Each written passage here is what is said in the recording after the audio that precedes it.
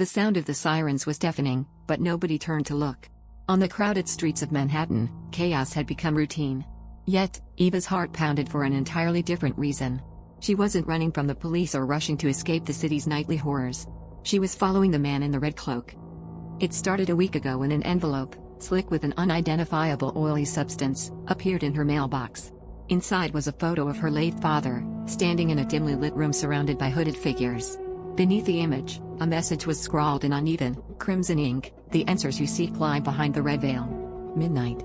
The temple awaits." Her father had vanished 20 years ago under mysterious circumstances. This photo was impossible. But the man in the red cloak, the same one she now followed, was unmistakably the figure in the background of the image. Eva's instinct screamed at her to turn back as she trailed the man down an alleyway. The air thickened with an almost metallic tang. Her breath came in short bursts as she watched him unlock an unmarked door and disappear inside. She hesitated, then pushed the door open just enough to slip in. The inside was a stark contrast to the bustling city outside. Candles lined the walls of a narrow hallway, their flames unnaturally still. At the end of the hall, she found a grand staircase spiraling downward, each step carved from black marble. She descended slowly, every step echoing like a heartbeat. The air grew colder with each footfall, and a distant, guttural chanting began to creep into her ears. The staircase led to a cavernous chamber, illuminated only by an ominous red glow. Hooded figures stood in a perfect circle around a stone altar. The man in the red cloak stood at the center, his back to her.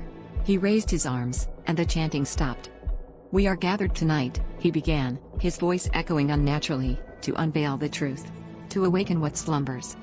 The figures responded in unison, their voices harmonizing into a single, chilling tone. "The veil will rise." Eva's foot slipped on the cold floor, the sound small but enough to draw attention. Several heads turned her way, but their faces were featureless, just blank expanses of flesh where eyes and mouths should have been. Panic gripped her as the figures began to move toward her. "Do not be afraid," the man in the red cloak said, turning to face her. Beneath his hood was her father's face, aged, twisted, but undeniably him. "You were meant to see this." Eva backed away, but the figures closed in, their flesh-like faces undulating as if something beneath was struggling to break free. The man gestured toward her, and the altar shifted, revealing an ancient book bound in what looked like human skin. The air grew heavier, pressing against her chest as he opened it. "You are the key," he said, his voice a mix of his own and something far more sinister. "Your blood is the final piece." "No," Eva shouted, but her vote